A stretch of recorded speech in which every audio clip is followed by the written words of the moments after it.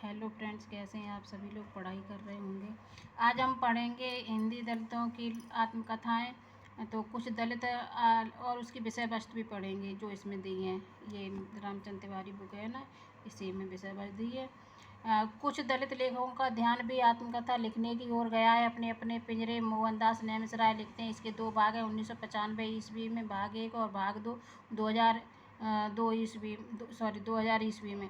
और जूठन लिखते हैं ओम प्रकाश वाल्मीकि। इसके भी दो भाग हैं, जूठन भाग 1 1997 और जूठन भाग 2 2015। और तिरस्कृत संतप्त लिखते हैं सूरजपाल चौहान। तिरस्कृत 2002 ईस्वी है और संतप्त 2006 ईस्वी की है। नागफनी 2007 ईस्वी में रूपनारायण सोनकर लिखते हैं मेरा बचपन मेरे कंधों पर।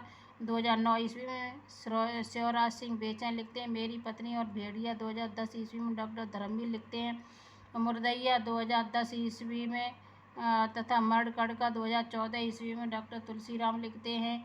शिकंजे का दर्द 2012 ईस्वी में सुशीला टकभौरे लिखती हैं। और रंग कितने संग मेरे 2009 ईस्वी की आत्मकथाओं ने हिंदी जगत का ध्यान आकृष्ट किया है। और इनकी विषय वस्तु डॉक्टर तुलसीराम की दी है इसमें। तो डॉक्टर तुलसीराम की 2 खंडों में लिखी गई आत्मकथा दिख रहा है। डॉक्टर तुलसीराम की 2 खंडों में लिखी गई आत्मकथा मुर्दैया 2010 ईस्वी तथा मर्डकड़का 2014 ईस्वी की है। संभवतः हिंदी की पहली आत्मकथा है जिसमें केवल दलित ही नहीं अपितु गांव का संपूर्ण लोक जीवन ही केंद्रित है। 184 प्रश्नों की इस आत्मकथा में आरंभिक पढ़ाई से लेकर मैट्रिक तक की पढ़ाई का चित्रण हुआ है। परंतु यहाँ लेखक केंद्र में नहीं है। केंद्र में है दलित जीवन, उनकी अंधश्रद्धाएं,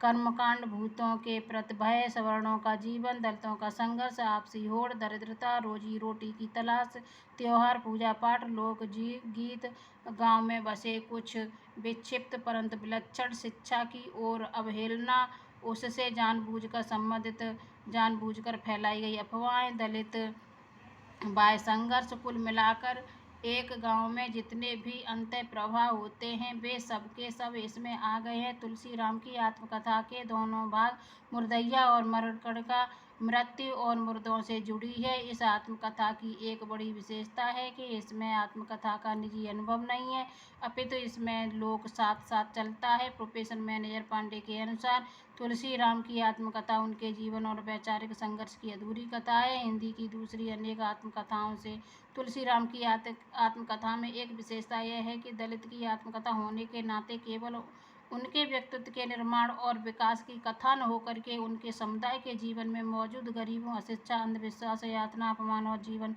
जीने की लालच की कथा भी है। मुर्दैया की भूमिका में आत्मकथाकार तुलसीराम ने स्पष्ट किया है कि आने वाले मुर्दैया के दूसरे खंड में घर से भाग जाने के बाद कलकत्ता, बनारस तथा दिल्ली होते हुए इंग्लैंड तथा सोवियत संघ रूस तक की यात्रा का लेखा जोखा होगा। मूलतः यह यात्रा मार्क्सवाद और बौद्ध दर्शन से की है। दलित लेखकों की आत्मकथाओं में उनके शताब्दियों से शोषित दमित मन का दर्द तलखी और क्षोभ के रूप में व्यक्त हुआ है। यह कथाएं साक्षी हैं कि आज भी हमारे समाज में सामंती संस्कार हावी हैं। जनतांत्रिक व्यवस्था और सामाजिक समरसता की बात करने वाले हमारे देश के कर्णधारों की आंखें समय रहते न खुली तो इन लेखकों का दर्द शोला बनकर दहक सकता है। दलित में और सूरजपाल चौहान है, ये इनकी हो गई। अब हैं दलित लेखकों में सूरजपाल चौहान ने अपनी आत्मकथा तिरस्कृत 2002 ईस्वी और संतप्त 2006 ईस्वी 2 भागों में लिखी है। इस आत्मकथा में लेखक ने 2 टूक शब्दों में यह खुलासा किया कि सदियों से ब्राह्मणवादी मानसिकता से तिरस्कृत, पीड़ित और संतप्त दलित समाज आज स्वयं उसी मानसिकता का शिकार हो रहा है।